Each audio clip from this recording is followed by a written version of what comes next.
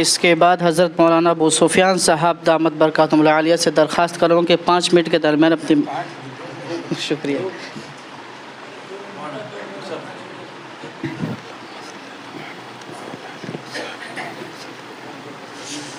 بسم اللہ الرحمن الرحیم نحمدہ ونصلی علی رسولہ الکریم اما بعد اعوذ باللہ من الشیطان الرجیم بسم اللہ الرحمن الرحیم. آج کی اس مقدس مجلس کے روح رواں اور ہم سب کے بڑے پورے ملک بلکہ بیرون ملک میں جس کی مقبولیت محبوبیت اظہر من الشمس ہے، میری مراد نواسہ شیخ الاسلام نبی رہے حضرت امیر الہند حضرت الاستاذ حضرت مولانا سید ارشد مدنی دامت برکاتہم جامعۃ علماء اتر پردیش کے صدر محترم جامعہ قاسمیہ شاہی مراد آباد کے محتمم حضرت مولانا سید اشہد رشیدی دامت برکاتہم اور اسٹیج پر رونق افروز مقتدر علماء کرام اور اس ادارے کے بانی مبانی قابل قدر شخصیت علماء نواز جناب الحاج وحید الزماں صاحب حفظہ اللہ، بڑی خوشی کی بات ہے کہ بہت ہی کم وقت میں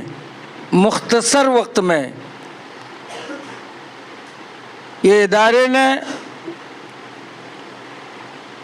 جس طریقے سے خصوصاً قرآن مقدس کی تعلیم حفظ قرآن کے لیے جناب حضرت مولانا مفتی محمد جمال صاحب قاسمی محتمم مدرسہ حاضہ اور اساتذہ کرام کی انتھک محنت جد و جہد کی نتیجے میں بہت زیادہ ترقی کی طرف رواں دواں ہے، اور ہم اس کا مشاہدہ کر چکے ہیں کہ اس سے قبل بھی بارہ باٹی اسٹیڈیم کے اندر کئی حافظ قرآن کے سروں پر جگر گوشہ شیخ الاسلام نائب صدر جمعیت علماء ہند حضرت مولانا سید اسجد مدنی دامت برکاتہم کے اور بہت سارے علماء کرام جو ہمارے اڑیسہ کے ان کے ہاتھوں سے دستار فضیلت باندھی گئی تھی، اور آج بھی اس پررونق مجلس میں تقریباً 4 یا 5 بچوں نے حفظ قرآن کی تکمیل کیے، اور اسی طریقے سے کئی بچوں نے قرآن کا افتتاح بھی کیا. یہ بڑی سعادت کی بات ہے کہ اللہ نے اس جگہ کو قبول کیا، جس کی وجہ سے ہمارے اکابرین، ہمارے بزرگان دین اور ملک کے خصوصاً ام المدارس دارالعلوم دیوبند کے حضرات اساتذہ کرام کی آمد ہوتی رہتی ہے، اور اسی طریقے سے اڑیسہ کے علماء کرام،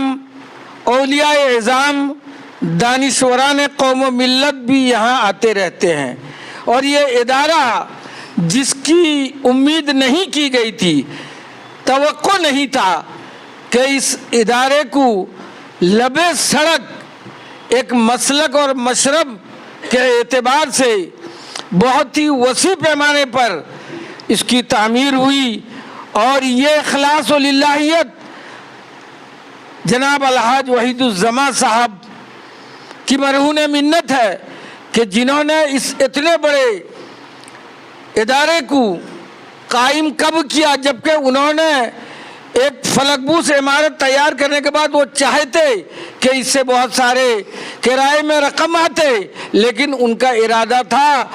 کہ یہ ادارہ ہوگا تو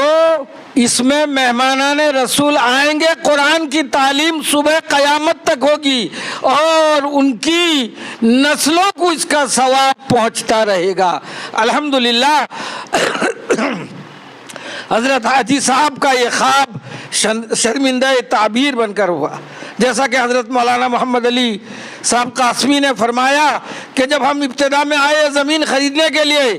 تو اللہ نے ان کے دل میں یہ داعیہ پیدا کیا اور حاجی صاحب کو اشارہ کیا کہ یہاں ایک مسجد اور یہاں ایک دینی ادارہ ہونا چاہیے۔ بہرحال اس کے اندر وہ نکھار آیا اور اس کے اندر اس کے حسن میں جو بڑھوتری ہوئی، اس کا صحرا قائد گلشن جلال حضرت مولانا مفتی جمال صاحب اور اسی طریقے سے یہاں کے اساتذہ کو جاتا ہے۔ میں دل سے دعا کرتا ہوں کہ اللہ تبارک و تعالی نظر بد سے بچا کر اس کی حفاظت فرمائے اور زوں اب زوں اللہ تبارک و تعالی اسے ترقی درجات سے نوازے۔ وما توفیقی الا باللہ۔